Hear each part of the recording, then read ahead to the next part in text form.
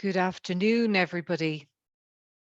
Very pleased to welcome you to the fifth webinar, which is hosted by the Land Development Agency and the Housing Agency and the Geary Institute for Public Policy. I'm ably assisted here by my partners, Tara Doyle, who's on the technical support, and Sarah Walsh, who's also helping from the Housing Agency. So this is the fifth webinar, and the topic here is land value capture. So we're very pleased with the numbers, the strong interest in the topic, and we have some expert speakers here today, which will give us the international and the national experience. So it is all about practical lessons and experiences, and it's talking about land, which is a series of 7 talks which examines how governments in other countries and our own intervene in the management of state lands and land markets to ensure there is adequate affordable housing supply. So first off, we have an international expert. So speaking at the session will be Professor Tony Crook, who is Professor Emeritus of Town and Regional Planning at the University of Sheffield. And from the Irish respondent perspective, we have Damien Thomas, who's a senior policy analyst at the National Economic and Social Council. So my name is Dervla Lawson. I'm head of strategic planning from the Land Development Agency, and the Land Development Agency was established at the end of 2018 as a commercial state-based agency created to coordinate land within state control for more optimum uses, and particularly around delivering new affordable housing. So delighted to welcome our 2 speakers here today, and our international speaker who will lead us is, as I said, Professor Tony Crook, Emeritus Professor of Town and Regional Planning at the University of Sheffield. So really, we're going to hear about policy and practice to share that international experience and policy perspective in relation to land value capture and betterment. This is particularly topical here in Ireland, and back to the days of the Kenny report, and I'm sure Dr. Damien Thomas may refer to that as well, because it's long been a dilemma and an issue of interest as to how best we capture the value uplift that's created by making decisions or public investment in the public interest. So certainly it's quite topical, particularly as there's been recent interest in moving away from cost-based to more tax-based approach. So look, we're very much looking forward to the talks here today. So look, there's lots of questions and interest. So I'll remind you that there is a chat function. There is an opportunity there to put up questions. The way this is going to work is that we'll have about 15 minutes presentations from our international speaker first, and then on to our Irish respondent, and then we'll have an opportunity for about 15 minutes Q&A at the end, and then we can tell you about the next sessions in the session. So lots of questions and interest there, and particularly as changes on the horizon. But I guess that's what we're trying to do here, is how do we best use that land value sharing, land value capture to deliver the outcomes that we're trying to achieve, which are all about affordable and sustainable communities, and balance the economic, social and environmental considerations. So I'm going to hand you over now shortly to Professor Tony Crook, and he is a chartered planner and was Pro-Vice Chancellor of the University of Sheffield, and as I mentioned, is now Emeritus Professor of Town and Regional Planning in the university. He chairs the Conservation Volunteers and the Construction Industry Council's Housing Panel. He is a lay Privy Council appointee to the Architects Registration Board and Academy of Social Sciences Council member, and a board member of the RTPI. And he's had a vast array of experience, as you'll see on his bio there. So without further ado, I'm going to hand over now to Professor Tony Crook. Thank you, Professor. I'm delighted to be here. It would be lovely to have come over to see you in Ireland, of course, but I'm speaking to you from the Peak District National Park in England, and it's a lovely sunny day here, but a lot of snow, but beautiful scenery. But that's not what you wanted to hear about. I'm trying to get this to go forward. Technical person, yep. So what I've been asked to talk about, and glad to do so, is to tell you something about the experience of land value capture in England and in Scotland, two countries where I and colleagues over here have done a good deal of work looking at the instance value and delivery of planning obligations. So 15 minutes, I've got slides which are packed far too much with information, so I've broken all the PowerPoint rules, but these slides are going to be circulated after today's session, and I thought it might be quite sensible to put the information on the slides. I won't cover everything, but the detail is there. Interestingly, as we've heard, you in Ireland are considering changes, and we are too in England and Scotland. So both England and Scotland are considering changes to the way they go about capturing developer contributions and land value capture. The policies in our country are devolved. So Scotland has full responsibility for this, but there are lots of similarities as well as dissimilarities between the two systems. Both our systems of planning obligations, more on that later, address infrastructure and affordable housing quite well, but don't really address sub-regional infrastructure, and that's a big issue for us. Because it's a matter of local discretion as to whether local authorities embrace this system of developer contributions, there's inconsistent coverage across the UK. Some local authorities do it very well, others not so well. As the chair said, this system here is a cost-based one, and there's a lot of argument and discussion in Scotland and in England as to whether we should move to a more explicit land value capture. And quite a lot of people think that if we do so, we could raise more funds. So what I'm going to do is to explain how our use of planning obligations are a de facto way of capturing land value, talk briefly about our experience on instant value and delivery, compare how the two nations operate, look at the changes they propose to make and suggest their alternatives, including some learning from each other. And I mean that between England and Scotland. I wouldn't be cheeky to make a suggestion for changes in Ireland. So a kind of revision for everybody, teaching grandparents to suck eggs here. Land values, as we know, are a residual concept, difference between the income that can be earned and the cost of earning that income. Land values increase because of both demand and supply factors, increased prosperity, new infrastructure, new development, and certainly in Scotland and England, tight planning constraints contributing to that. So the arguments for capturing these increases, particularly the increases which result from planning permission, are that it promotes efficiency because developers contribute to the cost of the infrastructure they need. It also fosters equity because it captures the unearned increment, developers providing, for example, new affordable homes in high value areas. And they also raise funds for public spending on infrastructure and new affordable homes. So land value capture in England and Scotland, as I've said, there's no formal system of land value capture, but some land value is captured when planning permission is granted, because the increase in value, we call it betterment, is captured when planning permission is granted. In the past, we have had a formal national taxation system, but it proved very ineffective. Very little money was raised. Currently, the way we capture betterment or land value is through the system of planning obligations. In other words, because developers pay for some of the infrastructure they need and for the affordable housing that's required, they end up paying less for land. So in a sense, the landowner loses out and the land value that's captured pays for the infrastructure and the affordable housing.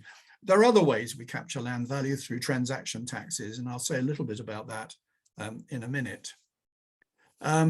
So something more specific about each country. We call them developer obligations. Planning gain is a generic term, technically Section 106 in England, Section 75 in Scotland, just the clauses of our principal planning acts. And as I've said, these have become a de facto way of capturing land value. The legal and the policy framework in each nation are broadly similar. It's a cost-based system of negotiated contributions to infrastructure. They are designed to make developments acceptable in planning terms, so the legal phrase is important here. They've got to be related to the development that's proposed. The agreements are contractual between the local authority and the developer, so they're legal, have legal force. Implementation is discretionary, matter for local authorities, and that's important both in terms of whether local authorities adopt and adapt it, but it also means that local authorities have the ability to negotiate with developers within our common law framework, because negotiations are a very important feature of UK planning system. So the contributions that are made are subject to negotiation. We also have in England a community infrastructure levy, which moves away from that connection with specific development to pay for sub-regional infrastructure, particularly in London, where the mayoral SIL, as we call it, contributes to a major cross-London railway, Crossrail 1. So just share some figures here. I get cross when I'm faced with figures all of a sudden in a lecture, so I hope I'm not making all the guests cross, but just give you some idea of the sums raised. Sorry, they're in sterling, not in euros, but we've got England there recently and Scotland a year later, 2 studies we did for the relevant governments. Some idea of the scale of planning permissions which are being granted in the 2 countries so that you can make the comparison. But the sum raised in 2018-19 in England through the negotiations on planning obligations, £7 billion, and in Scotland significantly less because it's a smaller country, but still 500 million. In both countries, as you can see, most is being used for affordable housing. But importantly here, there's a big difference between the 2 countries. Social rented housing, which provides genuinely affordable rents, was used for very little in England, only 12% there, but in Scotland much more. And that's because Scotland does combine grants with the planning obligations approach, whereas in England, the default policy is if developers are contributing through the planning obligation system, there won't be a grant to the housing association, for example, providing the housing. And final figure there that you can see, pretty much similar in both countries, about 30% of the increase in land value that arises through planning system, through planning permission is being captured through planning obligations.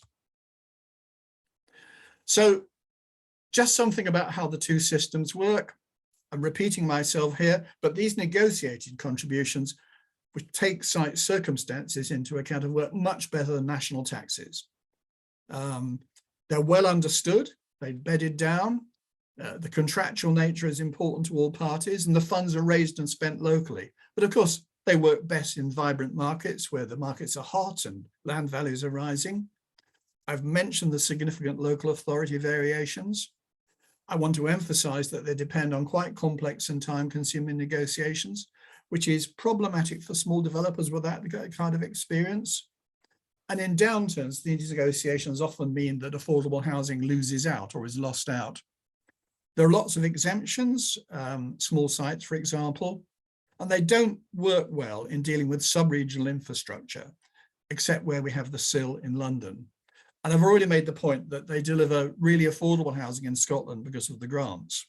In England, by contrast, they deliver mainly what we call affordable rent. That's 80% of the market rent and shared ownership. And Scotland uses planning conditions. It's an important legal point, and I won't dwell on that, as well as obligations to secure infrastructure.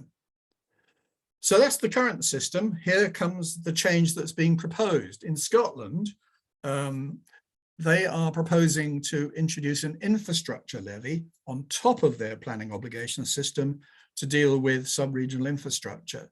There are no details yet. I checked with officials recently, but they've got a sunset clause in their recent Planning Act, and so they will have to introduce this before 2026. But the intention is to have a levy which will help deal with sub-regional infrastructure.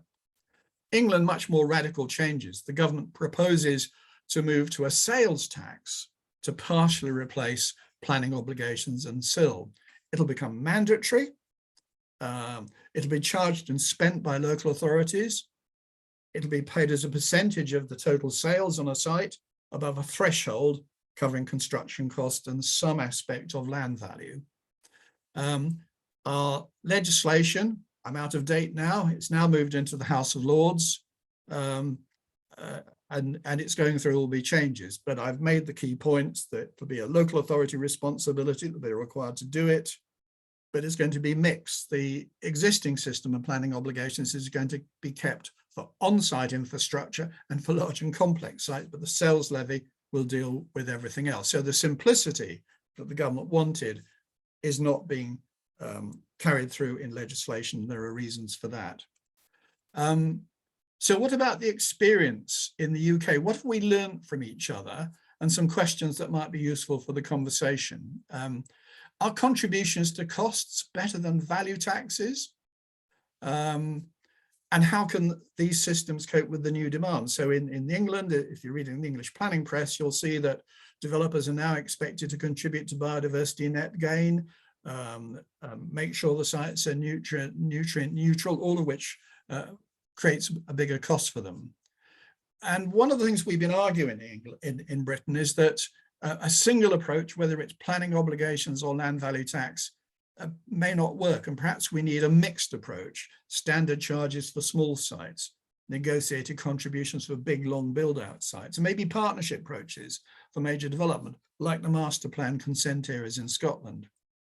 And the learning from each other, we in England think Scotland has much to learn for us before it introduces infrastructure. And in England, we think we could make much more use of planning conditions and some matching grants to deal with this.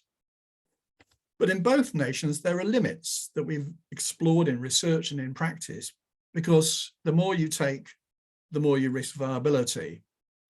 And of course, the proposed changes do nothing to deal more equitably and efficiently to tax the major beneficiaries of planning. I live in a national park, highly constrained. My house probably has gone up in value while I've been speaking to you, because there's a terrific demand for sites here, which of course are subject to big constraints. The result is my house goes up in value because of planning policy, but I pay no tax on that increased value. And so the debate on planning obligations has led to a bigger debate on the wider issue of equity. And my last slide, and I think I've just done it in time, Chair, is cheekily, but perhaps hopefully helpfully, I've given you a list of references to read up on if that's helpful. So, Chair, I've spoken at great length, a rate, I should say, but you did ask me to try and keep it to 15 minutes, and I think I've just done that, but I hope it's helpful.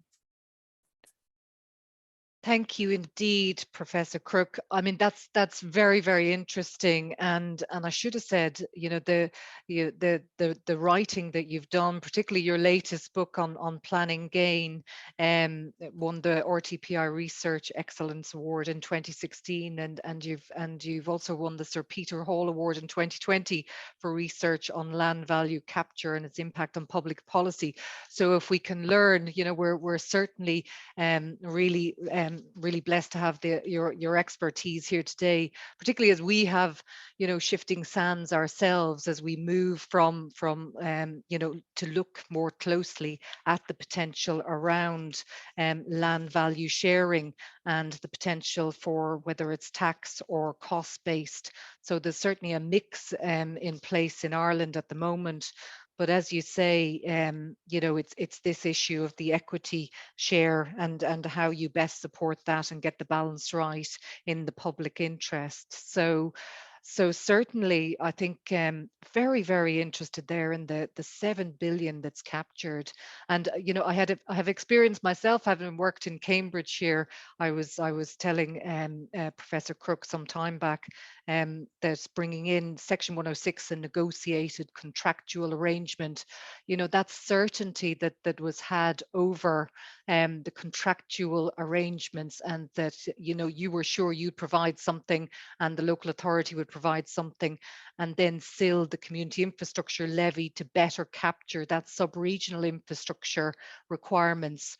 My understanding that was working well. So, you know, in a way, you know, was there an opportunity to fix something there? I would have thought, but look, you know, but it'll be interesting maybe in the chat to see, you know, there seems to be a shift again in the policy approach there. Yeah, so I think we'll move on, and we can collect some of the questions and comments at the end. But I'm very pleased to introduce now Dr. Damien Thomas from the National Economic and Social Council, and Damien is joined NESC in April 2010. And he's going to talk to us about locational value for public good. Damien worked as a research officer with the Association of Higher Civil and Public Servants, and previously he was Labour Court Newman Scholar in UCD and a research associate in the Centre for Urban and Regional Development Studies. So Damien, you're there as a senior policy analyst in NESC, and NESC indeed have written a lot of very informative documents. NESC are there to advise the government in terms of policy and approach in terms of economic, social, land management. So very keen to hear from Damien now as the respondent in relation to the international best practice around locational value for public good. So Damien, I'll hand over to yourself, and then we'll have an opportunity to discuss and have questions after you've spoken. Thank you. Thanks very much, Deborah, and thanks very much to the LDA and the Housing Agency and the Geary Institute for hosting these series of important talks. And thanks very much to Tony for his very informative presentation. And he's certainly someone whose work we have drawn upon on a number of issues. As David said, the role of NESC is to provide advice to the Taoiseach and government on economic, social and environmental issues. And I suppose our modus operandi is that combination of research, dialogue and advice. And I think the dialogue is very important, because certainly on our housing work, we've spoken a lot to actors on the ground, agencies, developers, architects,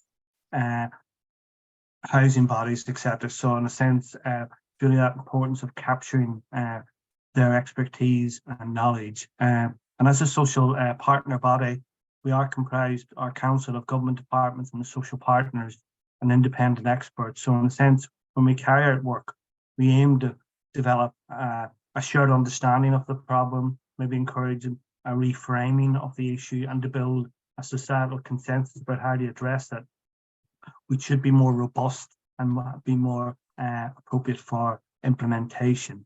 So that doesn't mean we don't have rows, and we certainly had a few whenever we've talked about housing and land. Sorry, there should be another slide there. Anyway, there's some slides missing there now. So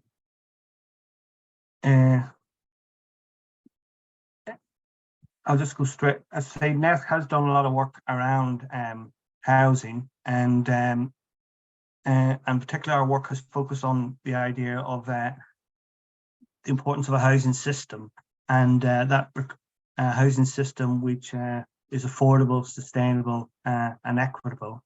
In a 2018 report, we highlighted and we got consensus in the council that our housing system was broken and it needed radical change, and that requires a systemic approach. One of the issues we have looked at is the idea of locational value for public good. On one of the earliest slides that Tony presented, he very neatly summarised sort of probably 100 years of thinking around land value capture, how it works, and why it is a good thing, particularly in terms of creating a more equitable and efficient system, and particularly its contribution to providing public infrastructure and affordable housing. In our 2018 report, we used the concept of locational value for public good. There was a number of reasons for that. One, some people didn't just like the term land value capture. There was this idea of like taking somebody's hard-earned money away from them, or their land. But as Tony pointed out, you can sit there and then the value of your land goes up. by the value of your property. So it's not always a result of people's hard efforts. But also because it captures that idea of a broader range of policy mechanisms. Obviously, development levies or tax systems are important, but there's also joint development ventures, public leasing of land, sales tax, as Tony mentioned, sale of development rights, public assembly of land. So there's a lot of different mechanisms that can fall under that idea. And also the emphasis on public good. I think that's really important, particularly when these are quite contentious and difficult and complex issues. That should be the ultimate goal of these, is to deliver public good. Certainly our review of the international experience showed that land value or locational value can contribute to the cost of servicing land and infrastructure and support the supply of more affordable housing and sustainable urban development. And the international experience certainly indicates that public institutions can actively engage in the co-creation of locational value. And again, that's important because particularly when we're encouraging public action by strong, authoritative public bodies, they are part of creating that value. So it's just not the public sector taking value from the private sector. They're working with the public and private actors working together. So it's that idea of co-creating locational value, and I think that's important. And obviously there's a number of examples such as Hafen City in Hamburg, Freiburg and Hammarby in Stockholm. And in the Hafen City, which is one of the largest urban regeneration initiatives in Europe, the cost of the infrastructure was paid for by the sale of sites by the local authority, and also that contributed to the development of affordable housing for purchase or for rent. So in our 2020 report, which was very much focused on actions for change, one of the issues we did look at was locational value for public good. We highlight the importance of the use of locational value creation and sharing, and that they need to be actively explored by all of the actors with a focus on how it can contribute to the delivery of infrastructure and sustainable urban development at scale.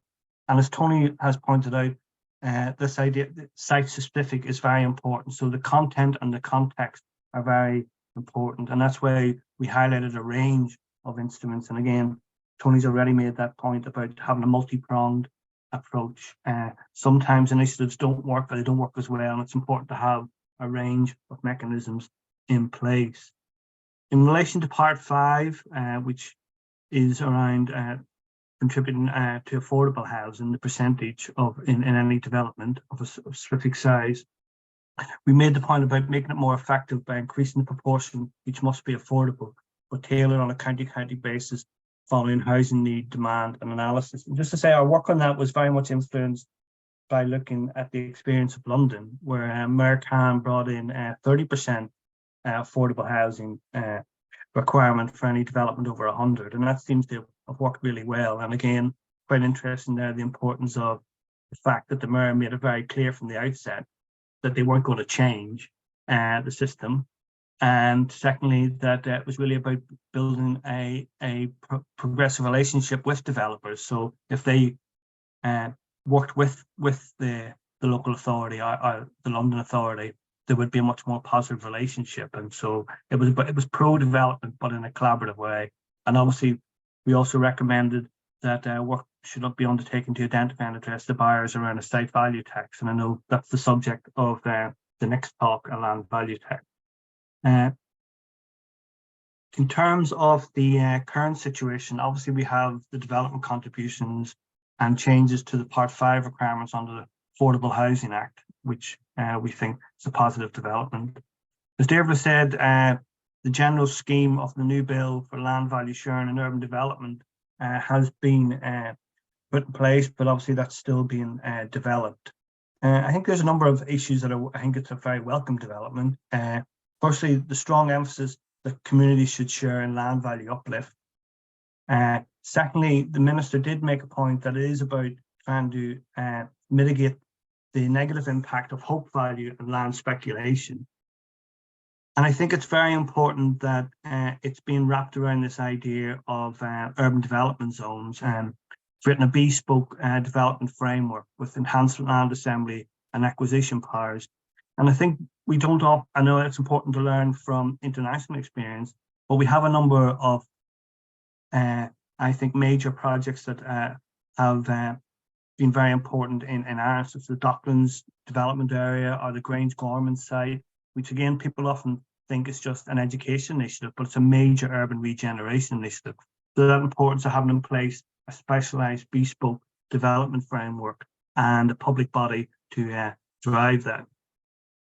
And I think Deborah has already pointed out, when we were started looking at this issue, certainly back in 2015 and even in 2018, the debate was always about, should we have land value capture or locational value capture instruments, or should we not? What is the percentage, et cetera, and it was a sort of like a sort of binary debate. And I think the debate has changed. It's about we need these, but what works, what doesn't in different locations?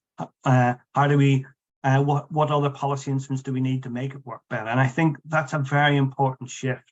As Derva said, going back to the Kenny report, 1974, which is sort of still relevant, there was the Oireachtas All-Party Committee, which again recommended action in this area, but sort of very little progress. But now we have a system in place and a much more stronger focus. So it's really, I think the debate shifted from, should we have land values capture or locational value to realising the potential? And I think we need to recognise the importance of institutional capacity and culture. Public bodies need to have the skills and capabilities and competencies to operate these systems, make them work, to negotiate with developers, and in a sense have the same skill set. We looked at Transport for London, and when they were thinking about using land value capture, they basically built up a property team of 70 people with and they said they had to go to the market and get the similar people. So it's important to have authoritative public actors like the LDA with that strong focus on increasing supply and building in affordability. And it's really also important to emphasise that this is about sustainable urban development. It's not just about raising additional finance to support infrastructure. I think that, and again, the name Peter Hall was mentioned, the great sort of urban academic, and he talked about in looking at the different cultures in different cities, the importance of urbanism, this sort of focus on what is it to make a city a living, sustainable entity. And that needs to be built into our planning system. Once again, the point I already made is about having a suite of land allocational value measures with the emphasis on content and context. But again, that's not a silver bullet. It's part of that active land management and coordinated set of policy tools. You do need strong political support, and I think that is there. So I think we have moved, and I mean, from a system where maybe previously it was about tinkering with bringing in small measures to tinker with the system to really trying to bring in measures that are changing the system. In terms, I think it's really important that these long-term mutually beneficial partnerships are built between public and private actors. You want a robust, vibrant private development sector, but who works with public actors. I think there is a need for societal engagement. As soon as land or any issues mentioned about land, you know, people get very emotive, and it's about, oh, they're coming to take my house or my land or steal my property. It's really about building shared understanding, and I think that's where it comes back to about sustainable urban development, affordability, equitable systems, and sustainable communities.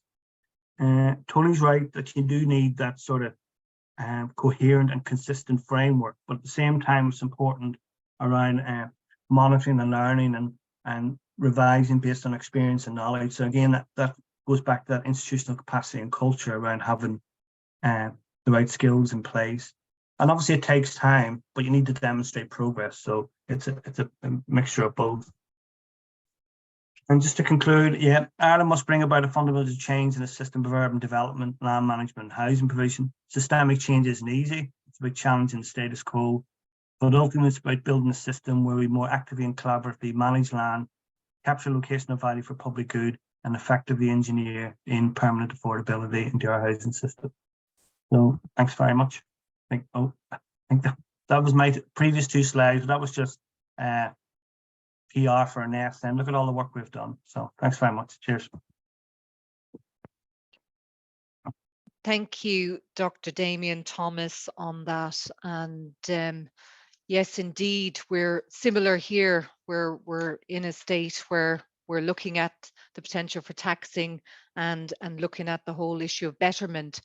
There's a couple of questions there. I think a few of them been answered live there. So look, let's have a look at them. So there's one there for Professor Crook. Is the experience research indicating that land value capture mechanisms are passed on into higher development costs, which are ultimately passed on to the consumer? So I think that's issue. Does it come back to the consumer, or is there anything that could be done in policy design to mitigate against the effects on viability? I think that's the general issue about, the viability concerns. It's a big issue for us all about how do you get that balance right, in terms of making sure we deliver affordable housing. Here in Ireland, ourselves set up to deliver with a big focus on delivering affordable housing. Cost rental is a particular focus for us, as well as shared equity housing. So look, it's that viability, but also looking at timescales as well. So just firstly to yourself there from that question from Orla Lavelle there, please. Yes, thanks. The evidence we've collected suggests that the who pays question depends on who's involved. So where a local authority has got a clear plan, sets out what it requires through obligations, consistently implements that policy, where volume house builders are involved in England, as many of you will know, we're dominated by half a dozen very big volume house builders who are very expert at negotiating all of this. In those circumstances, the landowner pays. Where it's a small builder, 5 or 10 houses a year, 10 here, 20 there, less experience in the system, doesn't have a big army of valuers and planners behind him or her, it's a much more mixed experience. There might be a squeeze on the developer's profits. The developer might try to pass the costs on higher prices. But broadly speaking, the landowner pays. So we've modeled this, modeled what the land value would be before planning permission, after planning permission, calculated the cost of the obligations. The state is taking about 30% as its contribution to infrastructure, schools, roads, affordable housing, but also another 20% goes in transaction taxes. So it depends on the structure of the deal, but there'll be corporation tax involved, there'll be stamp duty, land tax, as we call it. So on greenfield sites, major builders, the state's taking about 50% of the land value which planning permission creates. SME builders, more difficult, the split's probably rather different. Maybe a squeeze on profits, maybe because of the niche market could pass some of the costs on. But fundamentally, it depends on whether the local authority has got a clear plan and is consistent about it. Because where there's no plan and it's not clear, the developer, whether large or small, hasn't really got the ability. As you all know from your experience in Cambridgeshire, the developer says, well, I don't know exactly what I've got to pay. What's the local authority expecting? And sometimes, of course, local authorities decide to be a bit greedy, my words, nobody else's, and think, oh, well, actually, we like a contribution to the GP surgery as well, by the way, something that wasn't clear in the local plan. So that's why I say plan, clarity, experience. Hope that's helpful.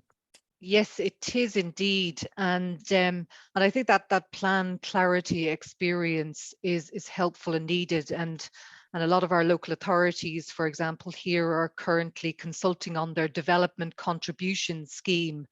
So again, the way it tends to work here. Okay. I'm sorry, my screen went blank there, but the way it tends to work here is that, there's a capital program and a long list of schemes and contributions towards it, but you just don't know whether there's grants coming in or the Section 48 contributions, how much will cover. So there's that lack of clarity. You'll have a long list and it's constantly being updated. So the issue, I think, remains around, it's that multi-pronged approach, but, perhaps could be clearer in terms of, you know, what are the inputs and what's the expectation. But I think that the idea that there's, you know, the experience has been that up to 30% of the value uplift is captured through planning obligations. That is actually a success, I would have thought, or 50% overall, in terms of that then helps to mitigate the impacts of that development, but also delivers on the wider infrastructure. And I think that's where a lot of the tension is, that, you know, there's the site specific and then there's the wider infrastructure. Um, Now you mentioned, Professor Crook, about the community infrastructure levy. That was the whole idea, was to capture more contributions towards site, you know, the wider infrastructure. So that is changing again now. Is that the case?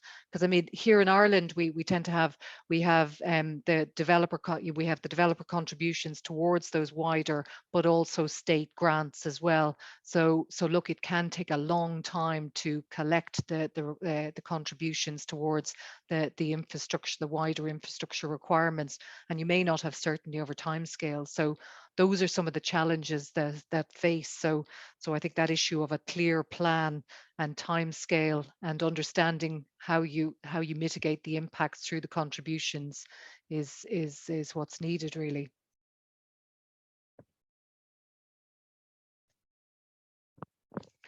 So, but I was asking there about the community infrastructure levy. Yeah. So has that experience been broadly positive in the UK? It's a curate's egg, as we say. It's a mixed picture.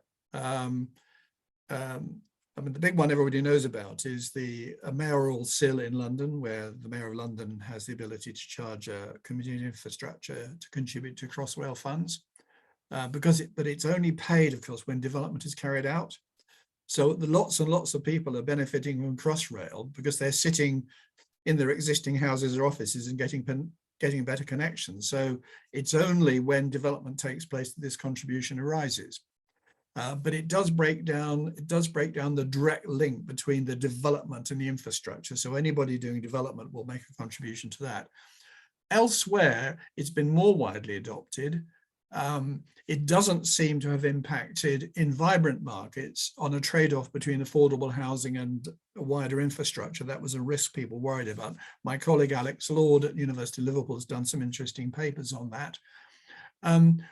Where it's been difficult is that developers worry that the contractual link is broken. So if they're making a contribution through SIL to a range of things, off-site, sub-regional infrastructure, they've got no guarantee that it's actually going to be spent on the infrastructure that they need. And that's one of the reasons why developers have often come back and said, actually, we like Section 106 after all, because we've got a legal agreement. We've actually signed the document. And if we give the money, the local authority is required to spend it. I mean, there are challenges there. I think a mixed picture. And what's interesting for us in England is what experience the Scottish government will have when it introduces this levy in Scotland to deal with the same issue, where the courts have held in Scotland. Remember, we have a different legal system in Scotland to England, a mixture of common law and rules-based law in Scotland, interestingly, but that's an aside. Where the courts have held that they cannot use developer contributions for off-site infrastructure, sub-regional infrastructure. Okay. So that's why the Scottish government are now moving towards introducing their version of the infrastructure levy. Okay, and there's one more here for you from one of our attendees. How that figure 30%, the value capture, value uplift was captured. What's that made up of? People are asking, or one of the respondents is asking there. Well, I mean, the 30% is our calculation of the value of the contribution being made, both in cash and in kind. Yeah. As against our valuation of the uplift in the land value. So, if it was farmland, it's gone up from 20,000 sterling a hectare to 2 or 3 million. We've then calculated, taking a lot of schemes, what the value of those contributions are. Sometimes it's cash, so that's easy to do. The developer's paid, £1 million for a school or something like that. But sometimes the developer provides the infrastructure. So when we did the first study, we worked out a method of valuing in-kind contributions. But I want to stress this is an average across all greenfield sites. On a brownfield site, our government anxious, as I believe the Irish government is, to maximise the potential of brownfield sites. You'll remember that from your Cambridge experience. Clearly, it's a lot less because the uplift is less by virtue of the cost of remediation. All the best brownfield sites having gone. And despite the presence of infrastructure, quite often there's a lot that needs to be provided, particularly on the affordable housing front, including in London. So I just want to emphasize it's a greenfield experience. I think that's right. You know, that makes a lot of sense, because the complexities involved in brownfield is a particular issue. That, you know, it's not about the land, you know, value uplift that's created, because it's the amount to get to a baseline to bring it back. But, you know, there is an issue there as well about, you know, that equity over time. And I know that there's another experience through tax increment financing more internationally, perhaps, you know, where you're talking about the rates that are generated, you know, when you create mixed development. So I think that time horizon as well, is that something that's been looked into, about how do you capture that value as the equity increases? A bit like what you were saying, Professor, you know, in your experience there in England, in those fine valleys there. So look, I was going to ask then, in terms of Dr. Thomas, in terms of where we are with regeneration on that point, how well equipped are we through our land value sharing, our land value uplift capture mechanisms to support regeneration, and that 40%, you know, we're trying to drive 40% of our development or growth into brownfield or regeneration schemes? Obviously the details are still being worked out, but I think the urban development zones and land sharing is potentially very interesting development. Obviously, it builds on our experience of strategic development zones, but I'm not just saying this because you're chairing, but I think having in place an authoritative public body like the Land Development Agency that's actively out there in the market, sort of working with developers, building relationships with local authorities, which again, it's when there's a lot of debate around, you know, or the local authority should be doing it, should be. I mean, your experience working down in Limerick is working with local actors and building up that expertise and capabilities. And certainly, you're a resource that all the local authorities can draw upon. But in terms of urban regeneration, I mean, obviously, it's not easy. It's complex and it's difficult and it takes time. And I think that's why we do, I think, need to have some big, major flagship projects.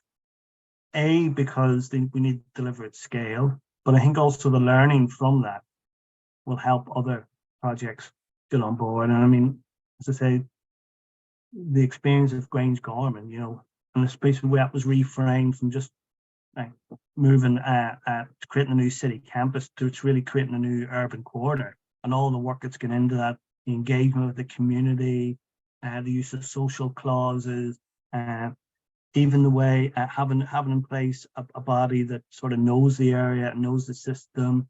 The other interesting thing there was, and I did some work on it, was because it was this idea of a project.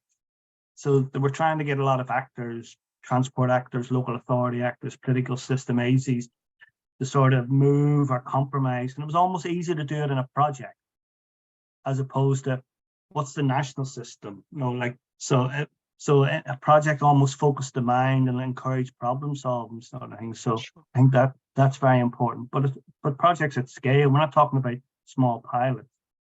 And I just think, and again, I remember seeing a presentation from them. They used a lot of different funding mechanisms. You know, some of it was grant, some was their own money. They sold land, you know, just to keep projects going, because we seem to have a stop-start very much the project. So I think that, but I think it has shifted, and I think we just need to keep that focus on sustainable urban development at scale, which is really important. Yeah, and having that clarity of plan, but perhaps as well more of an open book approach, so Mm. that, you know, because we recognize there are real viability challenges, particularly around the brownfield Mm. and regeneration schemes. So it's that understanding and the kind of value that can be created and the vitality for our towns and city centres, I think is very important. I see there's a question there from Katrina Lawler. One of the difficulties in Ireland is in relation to how many times development land changes hands prior to the final sale. So there can be quite a high degree of land speculation, which adds significantly to the costs of land. And I know that there's work underway, or there's the residential zoned land tax, Dr. Thomas, that you talked about as well. And the idea there, I think, is to kind of to tax on an annual basis up to 3% of the value of the land. So that might then help to address some of the kind of land hoarding. But, you know, ultimately, will that contribute to the overall costs? You know, that is one of the challenges. So so your views on that, and maybe ask Sarah to come in as well from the housing agency. Yeah, I mean, well, I suppose addressing land speculation is sort of skews the market, and obviously the consumer ends up paying the price. And certainly in our work, I think we've drawn on some work in the UK, trying to shift competition away from competition happening around land to competition around cost and quality. And it's not easy to do, but I suppose that's your ultimate goal. And I suppose the ability of public actors to influence the land market as well has to be part of that. But I mean, it's not easy. But if the focus of the development industry remains on creating profit through land speculation, then you're not going to have a sustainable or affordable or equitable housing system. So how do you shift? It's not easy to shift that, but that's ultimately where the shift. So in a sense, we need more of a building industry rather than a land speculation industry. It's a bit simplistic, but that's the hope. Thank you, Dr. Thomas. Sarah, can I ask you to come in on that as well? Sure. It's not really my personal area of expertise, so I don't know how much value my comments will have, but I feel like it's and I guess this series of talks is an example of it. You know, really active land management is relatively new in the Irish scene, and I feel like it's a historic change that will be difficult to make. But there's so many examples from abroad where they, you know, different methods of active land management that we can take examples from and learn from. I think sessions like this and discussions like this with Tony and the experience from the UK, and there's lots of experience with more active land management that we can take from, that I think we need to learn maybe from other jurisdictions as well as to how they manage it. Thank you, Sarah. There's a couple of other questions. We might take another one or two questions there. So there's a couple there for Professor Crook. You know, one around what's the potential, the full potential of value that could be feasibly captured from value uplift. You've probably covered that to a degree. So in England, is the combination of 30% affordable, Section 106, and still truly successful? And there is an opportunity for a financial viability review. So I guess that's the issue. You know, how do you get that balance right? Professor Crook. Yes, it has been an issue in London and everywhere. And in market downturns, developers come back and say, sorry, we negotiated, that situation has changed. We can no longer afford to make those contributions. That faces the local authority with a dilemma. If it wants the development to go ahead, does it take less? And when it decides to do that, it's generally the affordable housing contribution that suffers. That's the experience. We are dependent on the private sector for delivering what we need. We've decided to do it that way. So we're very dependent on market swings. Interestingly, our High Court held in a recent judgment, I think it was a couple of years ago, that developers really had to stick with what they'd promised. In a sense, there's some evidence that developers have been saying to themselves, oh, well, we can renegotiate this. Let's promise this because we need the planning permission. I slightly tell a story here, Damien.